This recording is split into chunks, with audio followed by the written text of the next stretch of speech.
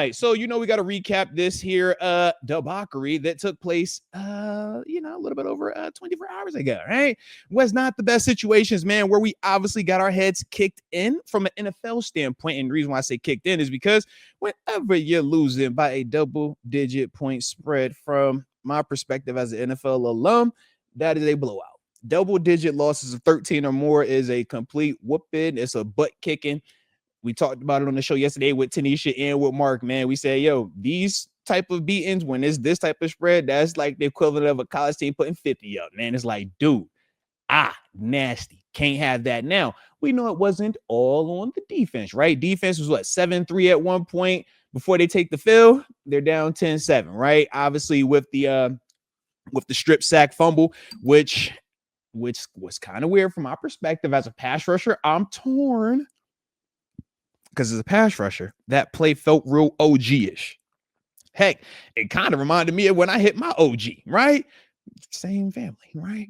But I thought you couldn't land on the dude's full body weight no more. I thought that was frowned upon. I thought that was kind of like you're not allowed to do that. And I just wasn't sure if they were just kind of letting them play, because we obviously know early on in the game, the whole PQ, Josh Allen slide, hit, all of that scenario, and they kind of let that fly. So I'm like, was that like them just saying we're going to let it kind of live the day? But to me, I thought that the PQ Josh Allen, if they flagged it, cool. If they didn't flag it, cool. I did kind of feel like, though, based on the way that they have been officiating, landed on quarterbacks, what my man Joey Bosa did, I just thought that was like full body weight. I seen nipples on back. I seen belly button on spine. I'm just like, bruh, if this ain't full body weight, I don't really know what is. Maybe his feet were up in the air. Maybe that's why I want full body weight. But to me, that was one of those ones where I'm like, yeah, I think that should be a roughing the passer based on how they have been calling it. But we obviously know you cannot depend on consistency with officiating because of the human error part of it. But that was just one of the ones for me that did kind of stand out as we're, just kind of briefly talking about it. Now, you still got to be better, right? And we got to be better in multiple phases, man, when you're talking about this game. Obviously, man, starting off, we're looking at these stats. First down numbers, 26 first down to 10 first downs. Why is that important? Well, because when you get past these first downs, you look at what that equates to for total plays, man. 74 plays is what the Bills had for offensive snaps. 74 times what the defense had to go out there and try to defend Josh Allen, James Cook, Ray Davis, right? And all the guys that they use on that offense. It's already a challenging offense to deal with without guarding it 74 times. So that's the first thing that really jumps off the screen to me. Now, the flip side is this, though. We only had the ball for 43 snaps on offense. You talk about rhythm or the lack thereof. You talk about trying to call calls to work, try to take chances. Like 43 snaps in a whole game isn't enough. Now, the big part of that is when we talk about converting first downs, right? Why does that matter? That helps you sustain drives. That helps you keep the ball. We look at third down efficiency. Heck, they had 15 chances at third down to our 9. So once again, it's just like, you're not getting enough opportunities. We're not getting enough snaps, not getting enough chances at it. Heck, sometimes it's like, we watch this Bills offense run, basically 2 runs, right? Inside, it was inside belly and an outside zone, and it was basically just cutting off the back door. And all they're basically trying to attack is whoever the edge of the defense is. When it was TJ Watt, when it was Nick Herbert, when it was Jack Sawyer, when it was Alex Highsmith, the play went for 0 yards or negative yards, or it was a turnover. The plays where those outside linebackers were now into the C gap because of the design of the call, and that put the edge of the defense now on cornerbacks or safeties. That's when you would see that run hit a lot more downhill, and they were picking up 5, 6, sometimes 10 yards, running that play. And that was, the gist of it. But if you don't get 74 snaps, you don't even get to run it that many times to find that matchup over and over and over. It's kind of hidden in there, right? Because every defense has a weakness. But when you get a chance to spam it, because, we can't do anything to even keep your guys off the field right now from an offense perspective, you can just see how it puts you in too much of a, they got to do too much of the lifting here. And now it puts too much strain on them, right? And we've seen it at times when the defense is struggling, it puts too much strain on the offense, right? Offense has to keep making plays over and over and over until they can't. And then we've seen it where it flips, right? Offense is struggling, and it's like how it was yesterday. Defense playing extremely well in that first half. You talk about a pick of Josh Allen, right? One of the things that we've been struggling with was catching interceptions. Heck, we caught the first one, right? Brandon Knuckles, heck of a job, man. I love the pre-snap disguise showing cover 2. All it was a cover 3 zone, but we're able to fool anybody with it based on the alignment, based on the decoration with it, right? So that part looked good. We jump it, you get the pick. That's beautiful, right? Couple series later, we're able to force a fumble on James Cook. Beautiful, right? Problem is this, though. We're only able to get points out of one of them. So now it's okay. How long can we sustain this performance defensively? Heck, we take it into the half, but like you said, before we get out the half, we get turnover at least the points. Then we come back with another turnover that led to more points. It's like, dude, you talk about a 3-series span that really hurt us. Fumble, a strip sack, touchdown. We go, then they come, we come back, turn the ball over with the pick. They score again. It's like, dude, before you know it, we're screwed right here, man. Like, that's the thing for us right now that we can't be doing. But that's what these numbers tell us right here, man. Now, the next part was this. These passing yards, man. I wasn't tripping on that because we know it was a cold day, man. We weren't, it wasn't going to be a big passing day based on the elements. It was windy as heck down there. It was cold as heck down there. And prior to game starting, it was raining all morning, right? So you knew that was going to have an impact. So this didn't kill us. Both teams threw interceptions. That didn't kill us, right?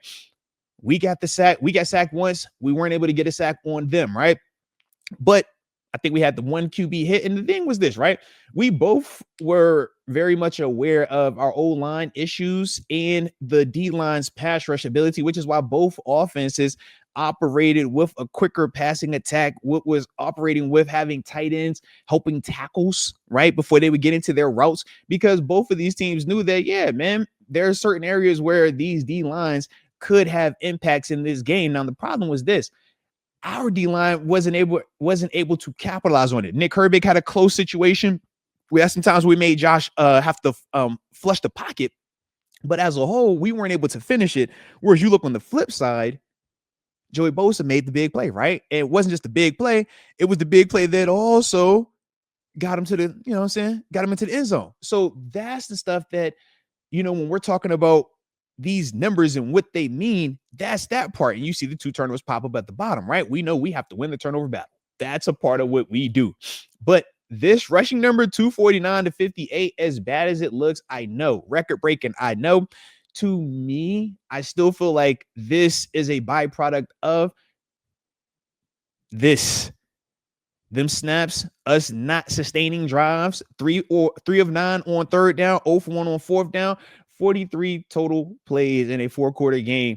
Not good enough in any capacity, man. Can't have that. It's never going to work, right? And then, shoot, when you talk time possession, it was 42 minutes, dang near to 18 minutes. Insane. Cannot have that happen. That is the complete recipe for a disaster right there. But that's what it is, man. When you look at this situation, it's like, man, red zone, we were 50-50, both teams, right? They were 2-4, we were 1 for 2. But as a whole, they just got more opportunities. And that's the thing for us when we're talking about how do we improve that? How do we change that? I looked at, when we're running the ball, man, certain things that we did that we had success with. When we would bring out Spencer Anderson and we would run with him as our lead blocker, because we do got 2 smaller backs, it would provide a little bit more of a physical presence to help with some of that people moving up front. Now, the problem is this, though. It does tip the hand a little bit. It makes it true one-on-one blocks, right? But to me, I think that that's one of the first things that we could do more consistently to keep us on schedule. Now, Rodgers not being able to go under center this past game for sure hurt us, right? But based on what he said after the game, looks like that shouldn't be the case this week. Should be a lot more healthy, at least going into this week, being able to get under center, which now prevents teams from just being able to say, well, hey, man, it's only going to be pistol runs or gun runs, which hit differently than QB under center runs, right? They can have a similar feel, but it's just different. So those are some of the things to me that we could be doing offensively, running game wise, to help us out. I like what we're doing protection wise, but what I would say is this, man, and you've heard us say it over and over, you got to target tight ends a little bit more. And part of that is due to the fact that our wide receivers aren't consistently producing. As much as I would love to spam targets to DK right now, I don't think that that's the most beneficial to what we're trying to do.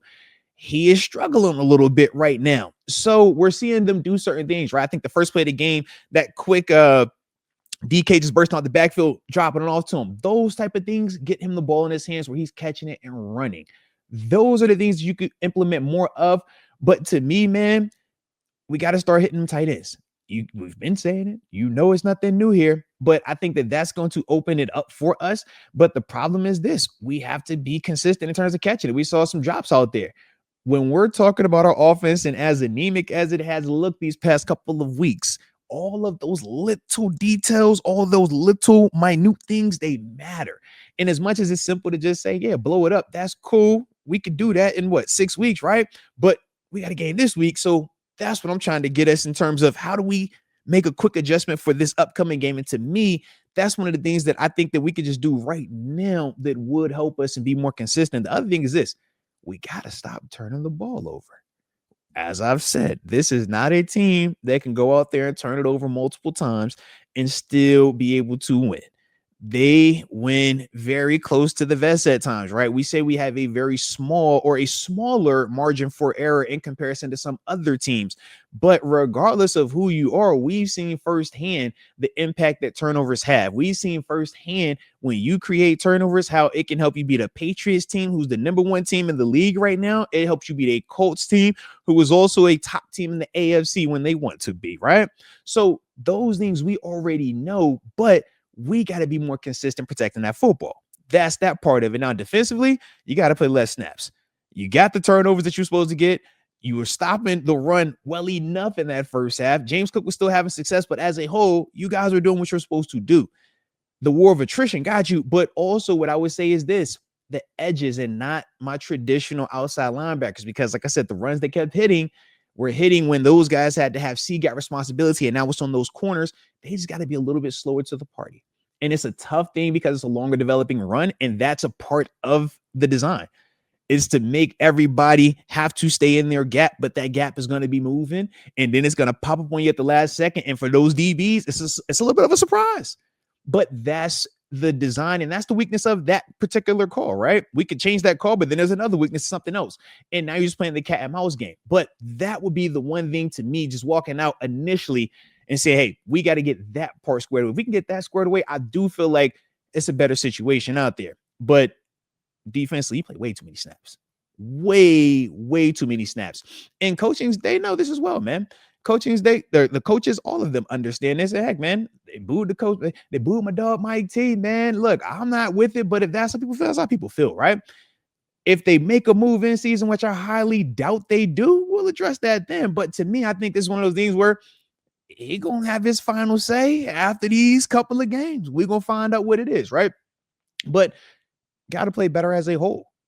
And when we talking about some of that tight end stuff, when we talk about some of that run game stuff, that's the Arthur Smith approach. I do have my grievance with him in the sense of I think we get a little bit too cute at times, trying to more so disguise it so much that we ultimately hurt ourselves, versus sometimes I'm like, man, less is more.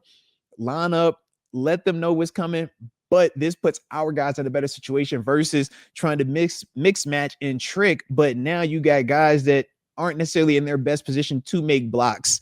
That's one of my grievances, and I get it. That's the back and forth of scheme versus, or lining up and saying my guys are better than your guys, versus I need to scheme it up and make it real sexy on you. It's like, man, there's pros and cons to both approaches, all right? But I said, man, that was my vibe with it, though, all right? But enough about me, because like I said, this isn't a Moatsy come in here and talk to me, make me feel good segment. No, I've retired from that, all right? I am on, hey, man, y'all tell me how y'all feel, all right? Yeah, we on that vibe now, all right? So let me